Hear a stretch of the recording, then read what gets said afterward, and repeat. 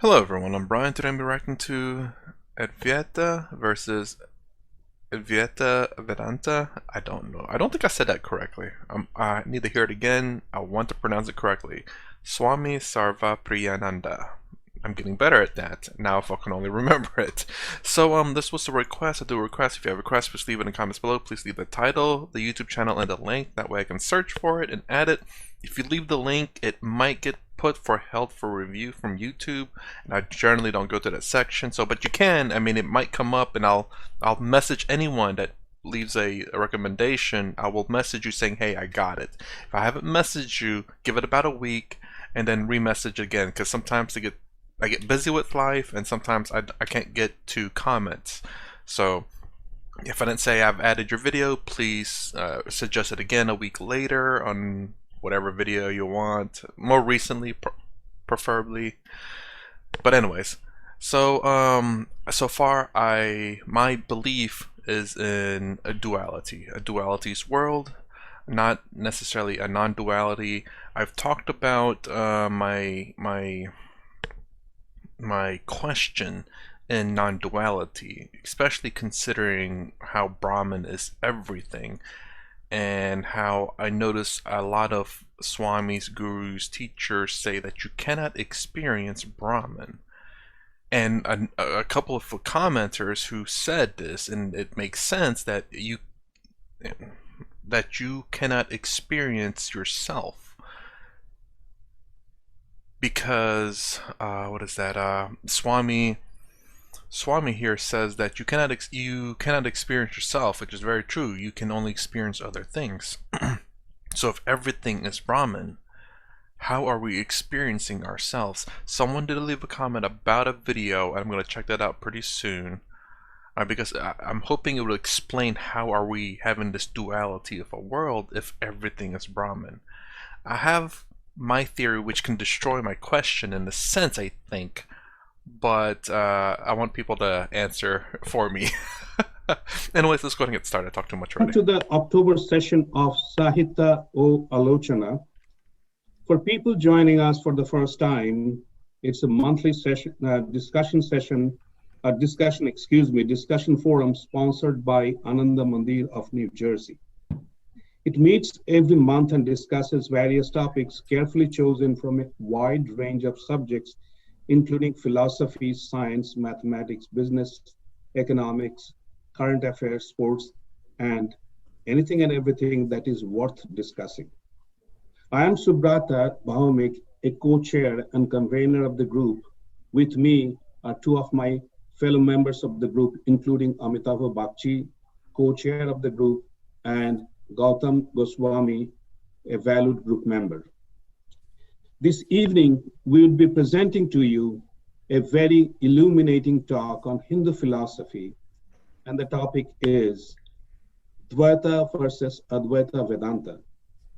And we have a very distinguished speaker, Swami Sarva Priyanandaji. Swamiji is a renowned Hindu monk, a famous international speaker on Vedanta philosophy. So Swamiji, like the extreme shortened version of his name, is that something very specifically called to him? If so, I'll call him that from now on. That's a lot easier. Swamiji versus Sarva Priyananda. Although I'm getting used to it though. So is Swamiji, that's like his short name, like Sadhguru. And is the minister and spiritual leader of the Vedanta Society of New York. He is also a inaugural fellow for 2019-2020 at the Harvard Divinity School. That's a bad translation from Google there. Oh man, you know, there's a lot of things going on in the U.S. right now. I hope he's doing okay up in New York. I know there's riots going on over there. I hope he's okay over there. I was thinking, I was like, man, I want to go. You know, I would love to go and visit him, but oh man, I mean, if I could do this YouTube channel for like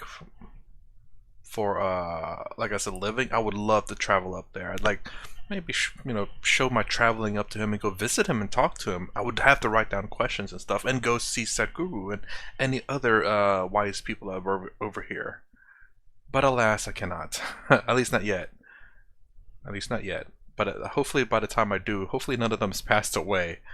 Some crazy times now. Prior to this assignment, he served as the Assistant Minister of the Vedanta Society of Southern California. Swamiji joined the Ramakrishna Math and Mission in 1994 and received sannyas in 2004. Before being posted to the Vedanta Society of Southern California's Hollywood Temple, Swamiji served as an Acharya of the Monastic Probationers Training Center at the Belur Math. He also has served served at various capacities of Ramakrishna Math and Mission, including the Vice Principal of Devghar Vidyapit Higher Secondary School, Principal of the Shikshana Mandir Teacher Education College of Belur Math, and the first Registrar of the Vivekananda University at Belur Math. Before we get to the session, please allow me to review the format and the structure of today's talk. Man, that 2 minutes and 40 seconds was nothing but an intro for Swamiji. Whew. Dude has accomplished a lot. First, Swamiji will present his thoughts on Dvaita and Advaita Vedanta. That will be followed by a panelist who would present a few questions, selected questions to Swamiji on the same topic. Finally, selected questions from the participants will be presented by the panelists to Swamiji, and these would need to be posted in the chat room of Zoom, and we will select the question based on the time availability and present to Swamiji. We plan to complete the whole session within an hour and a half, which is about 9 p.m. So it starts now and it ends at 9 p.m. Without further ado, we present the Honorable Swami Sarvapriyananda. Swamiji. Thank you, Shubhrata Babu. I'll start with a chant.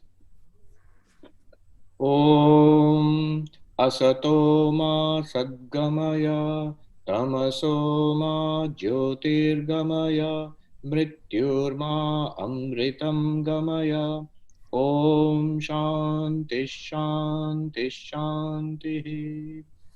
Om, lead us from the unreal to the real.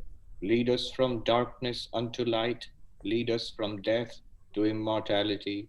Om, peace, peace, peace. Namaskar and good evening, everybody. I would like to thank Ananda Mandir and especially the Alochana Shobha, the organizers, for inviting me to this evening's program, to this evening's discussion. So I'll make my presentation first, and then we will go into the Q&A. So today's discussion on Advaita and Dvaita Vedanta is based on the Upanishads. These Upanishads are texts which are found in the Vedas. The Vedas, we know, are the central texts, the original and foundational texts of Hinduism. So in these Vedas, which are voluminous, scattered here and there, you find these smaller texts called the Upanishads. The Upanishads are the final, the highest, the ultimate teachings, the philosophical and spiritual teachings of the Vedas are found concentrated in these Upanishads. So Vedanta, which literally means the anta or end of the Vedas, it's not physically the end of the Vedas because the Upanishads are found scattered in different places, sometimes at the end of the Vedic Samhita, sometimes in the middle. So what it means, anta means the highest or final teachings. In Sanskrit, Siddhanta, the final conclusion of the Vedas, is found in the Upanishads. So that's why it's called Vedanta. Now, these Upanishads are highly regarded. In fact, Schopenhauer, the great German philosopher, was a fan, an early fan, a European fan of the Upanishads. He said that I consider no study in the world as profitable as the study of these Upanishads. He, in fact, got a translation of, a Latin translation of a Persian translation of the Sanskrit original. When it says profitable, I was thinking money. I'm thinking it's not maybe money profitable, and more on the lines of life and the fulfillment of life, profitability. And then the translation to translation to translation, that is not good, because there are a lot of things that get lost in translation and that doesn't quite translate right. I hope he understood it. And I also noticed that he likes talking about this German. I think he talks about the German character, and I think this is the same character that he keeps talking about too. He used to read that. It is said that he used to read it every day, a few pages every day before going to sleep. Now, how did it come to his hands? It's very interesting that the Journey of the Upanishads to the West, that's the name of a book written by Swami Tathagatanandaji, who was my predecessor here at the Vedanta Society of New York. He was in New York for nearly 40 years, and among his many books is this very fascinating book, which talks about the journey of the Upanishads from India to the West. Dara Shukla, the Mughal prince, he translated the Upanishads into Persian, and the Persian text came into the hands of this young French Indologist, Anquetil Duperron, who was looking for original Zoroastrian texts, but he got this, and he translated it into Latin, and that went into the hands of Schopenhauer and so on. And that's how it came into Western thought. A very contemporary reference to the Upanishads is found in this book, Waking, Dreaming, Being. It's a book written by Evan Thompson, who is a professor of philosophy at the University of British Columbia. So Evan Thompson, it's a very recent book, and he says consciousness studies, which is a hot subject these days, did not begin today, did not begin in recent times. It's actually very, very ancient, and it begins with the Upanishads. And then he makes a very remarkable comment on the Upanishads. He quotes his own father, William Irwin Thompson, who was also a philosopher, who says, the Upanishads is a watershed in the evolution of consciousness. Instead of being ethnocentric and dividing all global history between BC and AD, we should really divide it between before Upanishad and after Upanishad, BU and AU, because the sophisticated psychology of consciousness in the Upanishads represents a quantum leap forward in human development. So what a remarkable encomium for the Upanishads. It says that they're so important that human history should be divided into before Upanishad and after Upanishad. Now, these Upanishads are the philosophical foundation of Hinduism. The most well-known text is not the Upanishads but the Bhagavad Gita, but the Bhagavad Gita is actually nothing other than the essence of the Upanishads. One verse in praise of the Bhagavad Gita says that the Upanishads are the cows and the Bhagavad Gita is the milk of those cows. And Krishna is the milkman and Arjuna is the calf who drinks that milk and so on. Sarva Upanishado Gavo in that verse. So, and there is another text which is important to our discussion, which is called the Brahma Sutras. There's one Badarayana Vyasa who wrote in a sutra form 555 aphorisms, which embodies the philosophy of Vedanta. So Upanishads are the source text, foundational. In fact, by Vedanta, you mean Upanishad, that's it. And associated with that, Bhagavad Gita and these Brahma Sutras. These Brahma Sutras actually take up the philosophical issues, the questions, the doubts which come to our mind when we read the Upanishads. The Upanishads are more mystical and poetical, but the questions which arise, those are dealt with in the Brahma Sutras. Why the Brahma Sutras are important to today's discussion is this. This whole question of Advaita and Dvaita. Advaita I translate as non-dualism and Dvaita as dualism. So a non-dual Vedanta and dualistic Vedanta, all this comes from this text, the Brahma Sutra. Not exactly from this text, but from the commentaries on this text. About 1400 years ago, by modern dating, Adi Shankaracharya, he wrote commentaries called... I'm sorry, when I said dating, I was thinking of relationships. And I'm writing down Brahma Sutra. I'm looking for... I know some people recommended some books, and I'm definitely looking at them. Sometimes, if you recommend a book, please leave the exact title and the author. Just because I looked up, I can't remember which book it was, but there were so many different varieties of that one book that I didn't know which one to add. But I think I get 3 free books, and I already got one from Inner Engineering from Sadhguru. I think I'm gonna get Karma from Sadhguru as well. And there's one more, I can't remember which one. I might use that for Brahma Sutra. And I think also with the deal, I got like $20 worth of audiobooks. Well, I have $20 worth to get audiobooks. So if with the cost of the books that I'm seeing, that's like 1 book. So, and I gotta write down Upanishads. I think I need to see if I can find a book for that one too. That one being, I think, a major one that I probably should get. And real quick, I was getting jealous when he had a book out there. I was like, man, I want me a book place, like a book right behind me, lots of books that I would read. But I would not be reading a lot of books. And I was just thinking I'd get digital books because that's a lot easier to carry. But I don't know how to display that behind me. Digital books. Get like a big TV and have just my audio book file on there. It'd be only like 3 books actually. Yeah. Or Bhashya, of course, all of it in Sanskrit, explaining the Upanishads. He selected. Sorry, gotta write that down. I want to make sure I spell it correctly. There we go. 10, by some accounts, 11 Upanishads, and he explained those in detail in his commentaries, and he commented upon the Bhagavad Gita, but crucially... Sorry, that's the other book. Man, I can't spell this stuff, man. I am a terrible speller. Bhagavad Gita. Upon the Brahma Sutras. That might be all the books that are there. Later on, commentaries were written by other acharyas, Ramanujacharya, Madhvacharya, and others who came after Shankaracharya.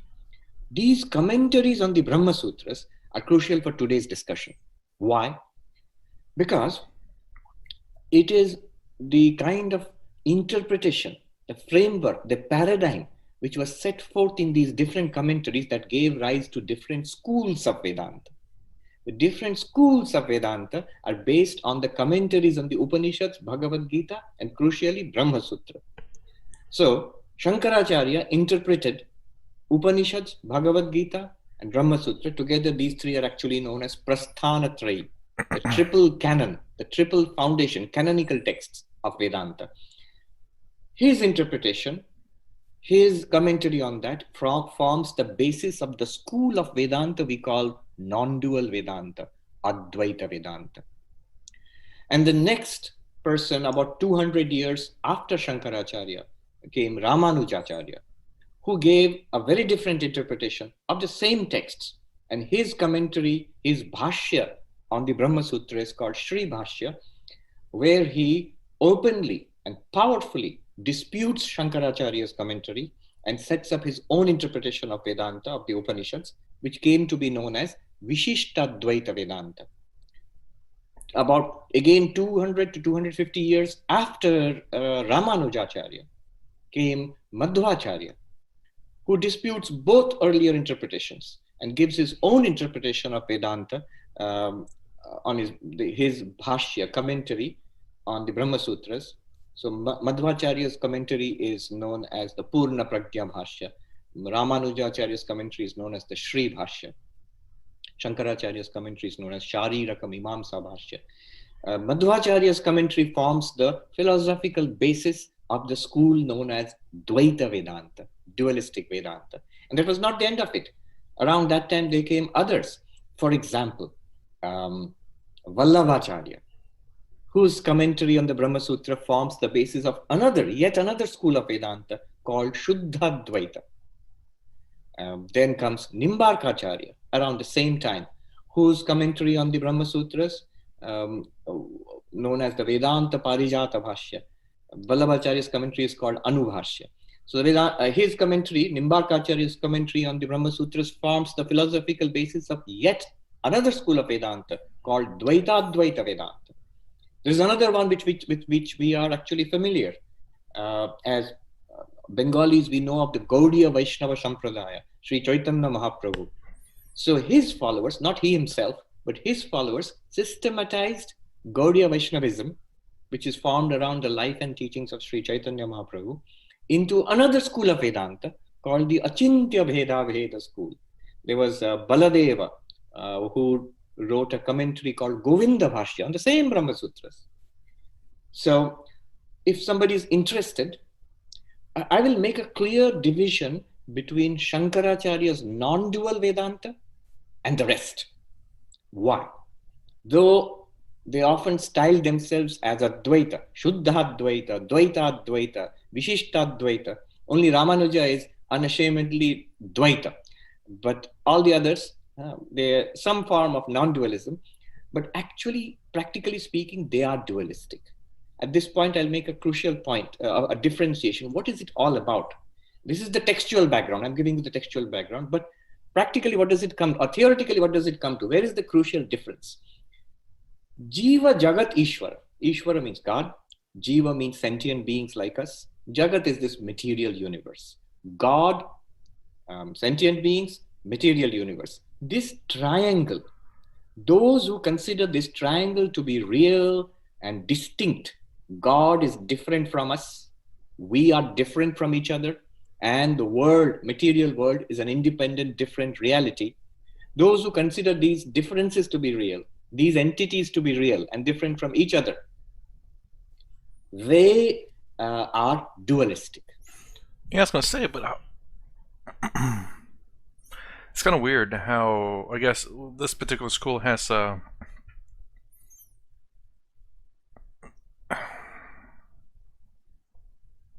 it's kind of weird that he says the material world and you yourself is separate, when considering the fact that I assumed in my belief is the fact that we are part of the material world. I mean, we can consume some of the material world, which becomes part of what belongs to us, and like food and nutrients and whatever else. But in this particular one, it's, how do I look at that? I never thought about saying something material as something separate from you and me. I mean, it is there. My belief in terms of dualistic is more along the lines of I am me and you are you, and we are not the same. But not necessarily. I guess it's not necessarily to say that I am separate from this thing, which is pretty obvious. But I am separate from this thing. I am not this thing, but this thing is, in a sense, how do I say, similar to me? In a sense of, well, it's inorganic, I guess. It the composition of this thing can be kind of similar to me in the sense that, you know, it is as atoms, molecules. I never really, I guess I never found it kind of important to distinguish between myself and an object. Like how in this particular instant, God, you, a sentient being, and an object are three separate things. I've never ever thought about seeing this as a necessity, as something separate, but it is separate. I wonder what animals would be considered. Is that considered sentient? And plants? And say germs and stuff, when like plants don't have brains but animals do, and then germs and bacteria aren't as developed as plants, so are they considered to be sentient as well? There is only one school which says these are not different. There is only one reality. All differences are illusory. Brahma Satyam Jagat Mithya Jiva Brahmeva Napara. That is Shankara. So compared with Shankara's Advaita Vedanta, which is sometimes called Kevala Advaita, all the rest are actually dualistic. They will not admit it. It will be some form of Advaita. Some will say, yes, we are Dvaita. But practically speaking, they're dualistic because they admit, none of them will openly admit, I and God are one. None of them will say that. They will say there is a difference between the individual being and God, which cannot be erased. Yeah, and I remember looking up something. I can't remember what it was a long time ago. Sorry, not a long time ago. Some time ago. I was looking at the different schools, and I was seeing how all of them were it had to be on a video. where all of them were non-dualistic except for like one, which is what he repeated here. But now he's saying that actually all of them are in a sense dualistic except for one, which is the only one that's non-dualist, which was kind of surprising. Because what I saw, it had to be in another video, was the complete opposite. There was only one that was dualistic, the rest were non-dualistic. There is a fundamental difference.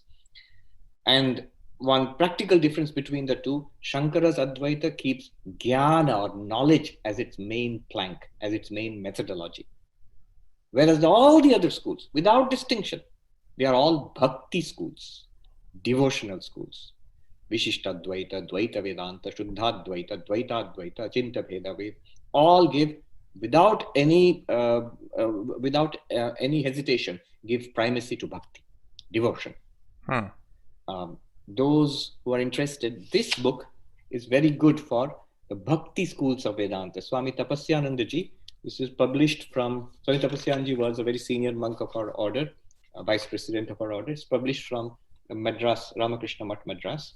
So it gives you a very good outline of the lives of Ramanujacharya, our Madhvacharya, Vallabhacharya, Nimbakacharya, and Chaitanya Mahaprabhu, and separate chapters on their philosophies. So all these schools are in a brief form. If you want it in one chapter, but without being oversimplified, this is a really good book. I've seen it being quoted in academic papers also.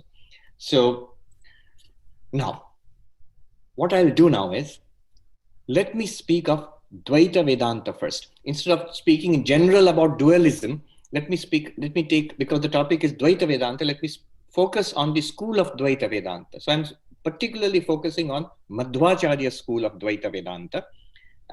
Remember, these are competing philosophies. None of them say, oh, I am teaching Advaita, I am teaching Dvaita. No, they all say, we are teaching Vedanta. Shankaracharya does not say, I'm teaching you Advaita Vedanta, I'm teaching you Vedanta. And Ramanujacharya says, that's not right, I am teaching you Vedanta. So Vedanta, this is the interpretation of Vedanta. They are competing interpretations. So I'm going to focus on one school, Dvaita Vedanta. That also tallies with our the subject, and it's the most uncompromisingly, unhesitatingly dualistic school of Madhvacharya. So what does this Dvaita Vedanta say? See, there is a little problem in speaking in this way, because chronologically Dvaita Vedanta comes later, after Advaita Vedanta. So, and often Dvaita Vedanta develops itself in criticism of Advaita Vedanta. So we are actually reversing the time order. Why am I doing it? For psychological reasons.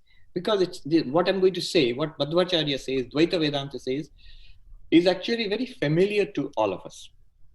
It is the kind of religion people are used to. God, faith, devotion, belief, rituals, worship, all of these are part of Dvaita Vedanta. Whereas Advaita Vedanta is quite radical. So first, I'll talk about Dvaita Vedanta. What does it say about religion and philosophy, our worldview, and then move on to Advaita Vedanta, which Shankaracharya at least is chronologically prior. Another point to note, just worth mentioning, none of these figures claim to be the founders of the schools. They are very humble that way. All of them say, these are existing traditions. We are only writing commentaries. But there's no doubt each of them, even if these are existing tradition, each of them represents a landmark, a point of inflection in those traditions. All right, Dvaita Vedanta, what does it say? Briefly and quickly. It says, there is one ultimate reality called Brahman, God. They use the name Vishnu. So Vishnu is the ultimate reality. Everything else is a dependent reality. Swatantra Paratantra. Swatantra means absolutely independent, omnipresent, omniscient, omnipotent, all-powerful, present everywhere, and all-knowing, full of all glorious qualities, and a personal God. Somebody who can listen to your prayers and grant your prayers and all that. And this God is Vishnu. Vishnu is the highest. So you can clearly see this firmly belongs in the Vaishnava camp. What about the rest of us? We are all real, but we are paratantra. We depend. We are not independent. We are entirely dependent on Vishnu. We means who? sentient beings like us. We are all Jivatma. Jiva, in short, Jiva. Jivatma is a spark of consciousness associated with a subtle bodies, Sukshma Sharira, mind and intellect and prana, who inhabit physical bodies like this. So there is a material world provided by Prakriti. This Jagat, this material universe, is made by the source of material universe is called Prakriti. Prakriti literally means nature, material nature. And the entire physical universe, including our minds also, they're all generated by Prakriti. Okay, that does make a lot of sense. So is this two separate things, Atman and Prakriti? Basically, the material. So, let me rewind it just a little bit. I forget the name. But we are Paratantra. We depend. We are not independent. We are entirely dependent on Vishnu. We means who? Vishnu and Prakriti are the two realities, the duality of the world. Vishnu is what provides us the consciousness, and Prakriti, oh geez, I will butcher that, is basically the material world which Vishnu can provide a consciousness of conscious being.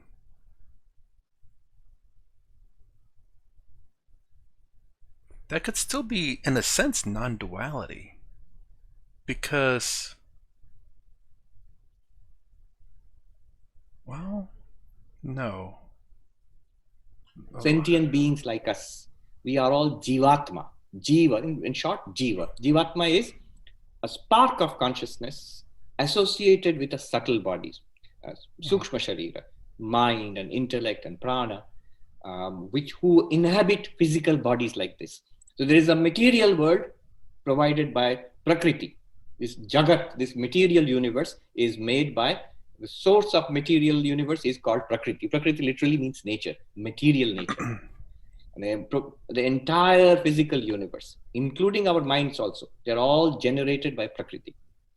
And we are like sparks of consciousness, sparks of awareness, this Jivatma. And we are associated with particular subtle bodies. In association with these subtle bodies, we are called Jivatma.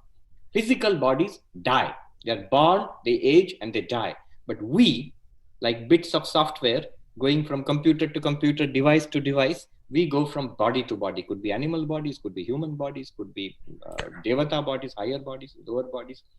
We go through this cycle of life. Why do we go through this? Because of our karma. It's cause and effect. Actions have consequences.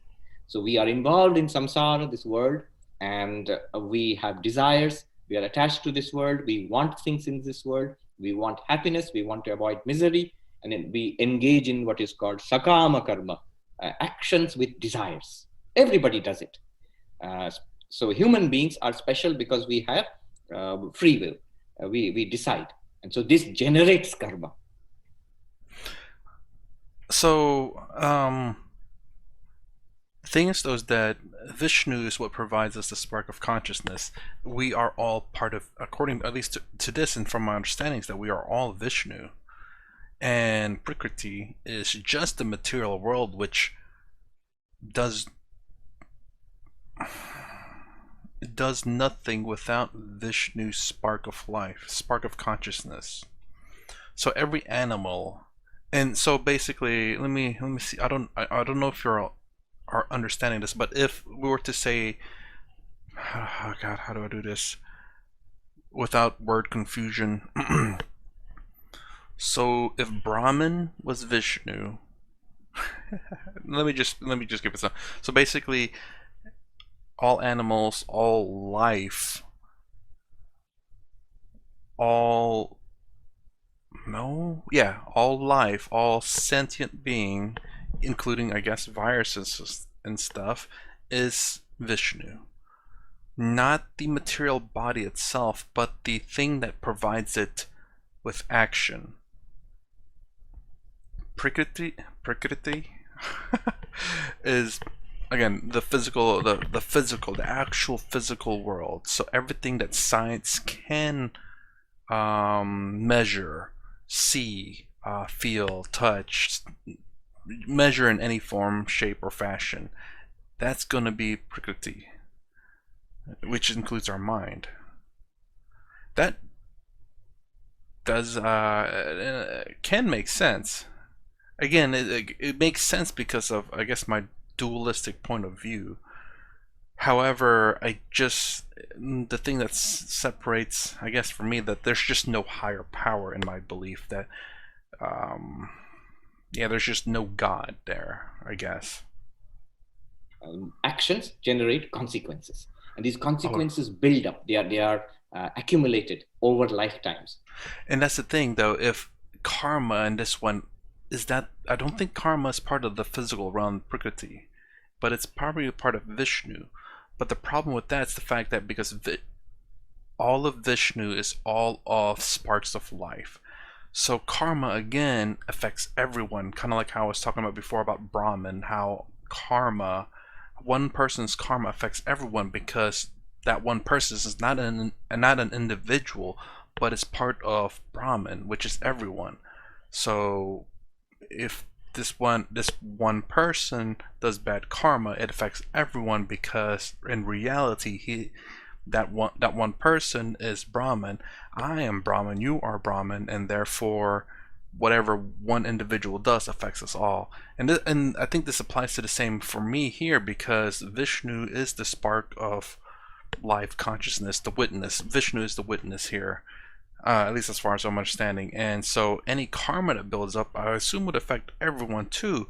Now, this is where I need an explanation. How did he say, especially with reincarnation, how this karma is kept separate from Brahman and is able to retain all its information separate from everyone else's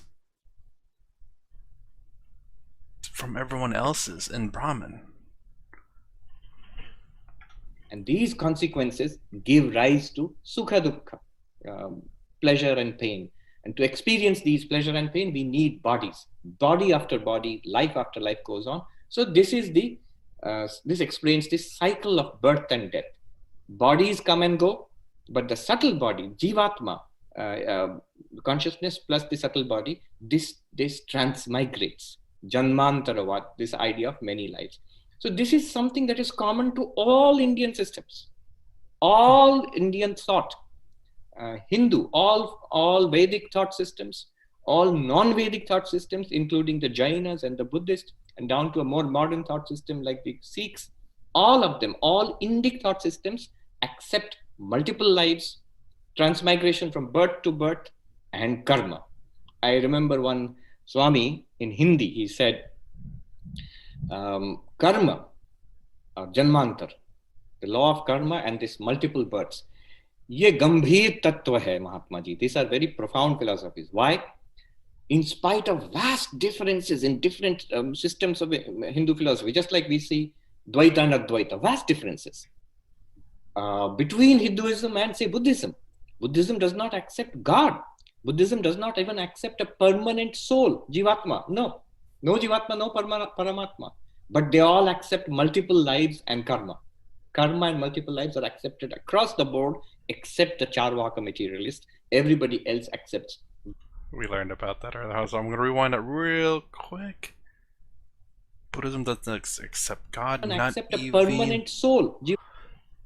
That doesn't make sense. If Buddhism doesn't accept a permanent soul, but accepts karma and past lives, that's contradictory in my mind, because what we could say the soul is essentially your past life.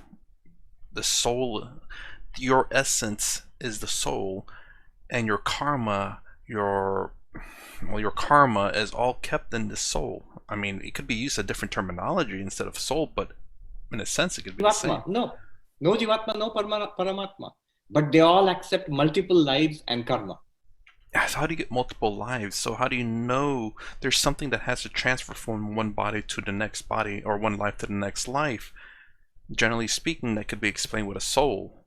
Kind of like how spirit was being used in that one video.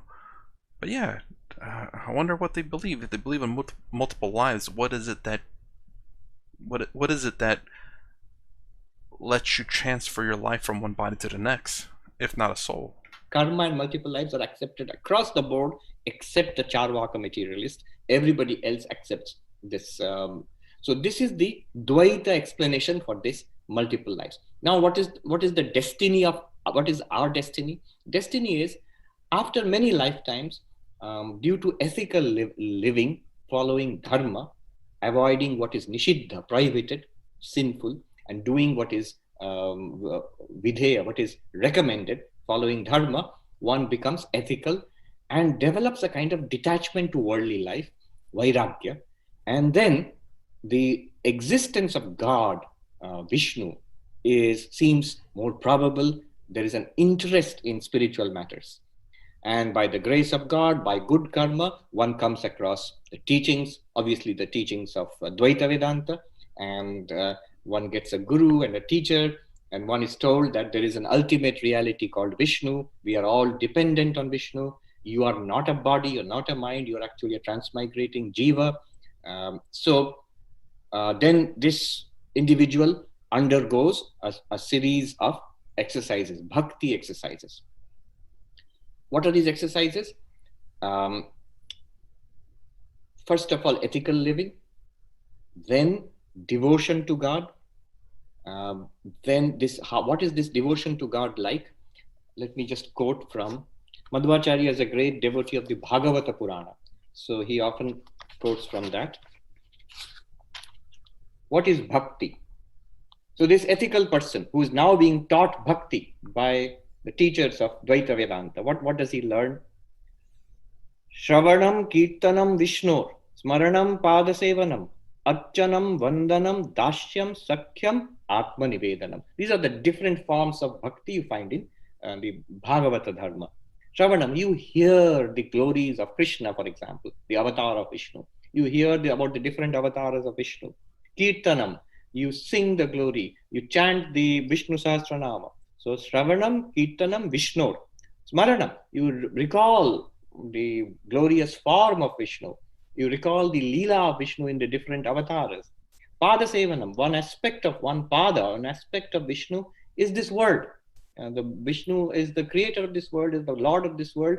So even worship of Vishnu in the divine aspect in the temples, or as manifested in this world, you serve human beings also as a service of God. Karma yoga as taught by Krishna to Arjuna, that also is bhakti. Archanam, actual worship of the deity in the temple. Vandanam, repetition of the or salutation of the holy presence. Dasyam, I am the servant of the Lord, regarding yourself as a servant of the Lord, like Hanuman. Or Sakhyam, the Lord, being more intimate with the Lord, like Uddhava or Arjuna. So these are different stages of bhakti. Finally, Atmanivedanam, always continuous surrender to the Lord. This is from Bhagavatam. Madhvacharya himself has given how bhakti starts. Mahatmya Gana Purvastu. First of all, by hearing about the glory of Vishnu, the glory of God, one gets bhakti, devotion, that there is a faith, such a thing exists. This is amazing. I must be devoted. I must love and worship the Lord. So out of awe of the magnificence of God comes bhakti. So Sudhrida, Sarvatodhika, it increases. Sneha Bhakti iti prokta. This continuous flow of love towards God is called bhakti. And he mentions Taya Mukti, Nachanyata. By that bhakti alone, one gets mukti. Liberation. What will liberation be like? Liberation is, as bhakti intensifies, you get the grace of Vishnu. By the grace of Vishnu, all your accumulated karma, by which you are being whirled around in the merry-go-round of samsara, that accumulated karma is wiped out. One is free of karma. After the end of this life, one ascends to the plane of Vishnu, to Vaikuntha, and there are different kinds of mukti in store for you, depending upon the intensity of your bhakti. There is Salokya. Salokya means you remain in the same loka as Vishnu. You go to Vaikuntha and stay there.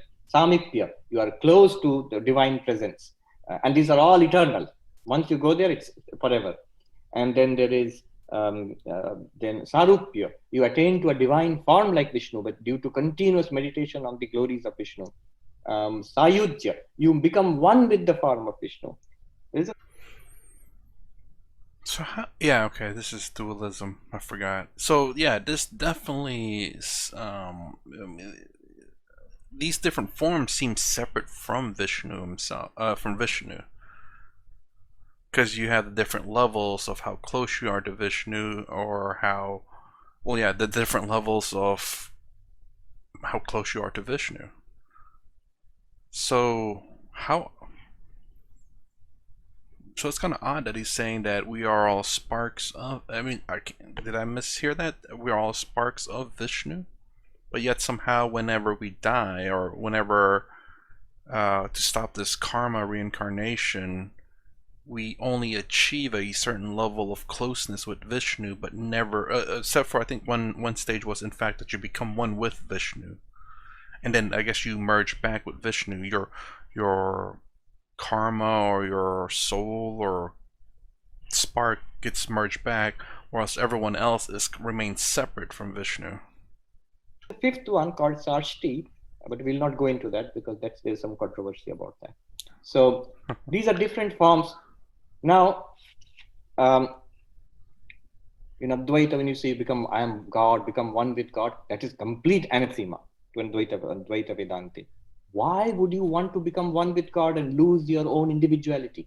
If you lose your individuality, you cannot enjoy the presence of God. Madhvacharya and his followers will argue. You must retain your individuality. Otherwise, if you lose your individuality, just like death. Mukti cannot be death. Mukti cannot be annihilation. So you will remain with your individuality, but enjoy the divine presence forever and ever. So that is the idea. What is the relationship between knowledge and bhakti? So in Advaita Vedanta, Dvaita, dualistic Vedanta, knowledge is also important. Karma is important. Knowledge is important. Bhakti is, of course, most important. Meditation is also important. Knowledge leads to more bhakti in Dvaita Vedanta. Madhvacharya says, Bhaktya jnanam tato bhakti, tato drishti tatascha sa, tato mukti, tato bhakti, saiva syat sukharupini. Very interesting, the circular relationship between bhakti and jnana. Once you have some faith in God, bhaktya, by that faith, you attain to jnanam. What is the jnana means knowledge? What kind of knowledge? That I am not this physical body. I am a spark of consciousness. I am jiva. That is one. Second, more important, higher than me, higher than the jivatma, there is this paramatma, a supreme self, an oversoul in Aurobindian language, which is Vishnu. And my relation to that, it's different from me. I'm not that. It's different from me. My relation to Vishnu is bhakti. So by this jnana, tato bhakti, your bhakti will increase. By that increased bhakti, tato drishti, enlightenment will come. You will be graced with the vision of Vishnu. You will realize that Vishnu is real, and that is enlightenment. You realize your permanent relationship with Vishnu. Vishnu is the Lord, I am the servant. Or Vishnu is my friend, I am Sakha. What that relationship leads to mukti, tato mukti. Mukti means freedom from the cycle of birth and death, and ever eternally living in heaven, Vaikuntha, in the presence of God. And then what will happen after mukti? Will you lose bhakti? Of course not. Tato bhakti. And then bhakti will increase even more. And that bhakti, which you eternally have for Vishnu in Vaikuntha, saiva syat sukharupini. That is the nature of great bliss. And so forever you will remain with Vishnu, enjoying great bliss. So very, very good conclusion. So that is oversimplifying. The Madhva system is very complex, very sophisticated, probably more complex than Advaita Vedanta. Many people think that Advaita is all rationality and reason, and dualistic religion, Madhva Vedanta or others are maybe more based on faith. No, in fact, the best logicians, some of the greatest logicians that ancient and medieval India has produced were actually the Madhva logicians, who spent a lot of their energy attacking the Advaita Vedanta position. One thing that the Madhva logicians do, they are very aggressive. one of the things that a guru does in the Madhva tradition is not only teaches you about Vishnu and that Vishnu is the Swatantra, you are all Paratantra and all this is taught, but also takes care to refute all other systems, materialists and Nayayikas and Bauddha and Sankhya and Advaita special target of their venom is Advaita. That is refuted. So you may say, why so much aggression? So they say they are not out of ill will. One's faith can only be certain when you realize that this is the correct philosophy and the others are wrong. Then only your faith will be on a solid foundation. So that makes them quite aggressive debaters, actually, the Dvaita Vedantas.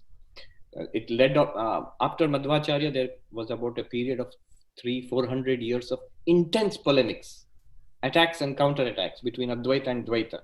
The Dvaitins trying to prove Advaita to be a false doctrine, and Advaitins defending Advaita Vedanta. So the advantage is many wonderful texts were produced. Indian philosophy really flowered. There are two periods in which Indian philosophy flowered. One is the nearly 1,000-year debate between Hindus and Buddhists.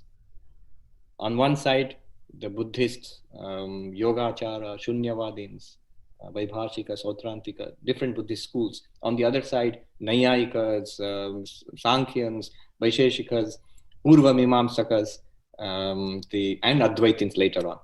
So it led to great flowering of Indian philosophy. And the next was an internal debate between Dvaita and Advaita. That also led to great flowering of Indian philosophy. I guess I'll pause right here, but to get to that last thing you were saying about the debates, and this is the reason why in my mind where I even debate my own thoughts, I attack my own thoughts, because if I can destroy my own thoughts, then there's no point in saying it in a sense. However, sometimes even if I destroy my own thoughts, I still throw it out there just to test the people that I talk to see if they can come up with their own way of destroying my thoughts, to see if they think the same as I do, or at least see if they think, I guess. But yeah, I actually need to go back there and look up those, I think it was two of the three different schools of Buddhism. I want to check out the other ones. But yeah, again, and I think, and that's why I say I attack ideas as well, is because, again, attacking an idea is not necessarily a bad thing. If you can make a counterattack on that, or destroy the attack, then you just strengthen and reinforce your whatever it is that you defended, because that attack can no longer be used. If someone else tries that attack again, it's going to fail because you've already countered it before. And that's why I attack ideas, because if they can destroy my attack, then it removes that doubt from me, and it strengthens their whatever they're defending. And same thing within my own mind as well. Whenever I try to make some arguments and stuff, but trying to come up with things right on the spot, you can't exactly think of everything. So I try my best though. Anyway, that's gonna be part 1. Looks like this might be a 3-parter. So if you like my content, please consider subscribing. Thumbs up, thumbs down below. Thanks for watching. I'll see you in the next vid.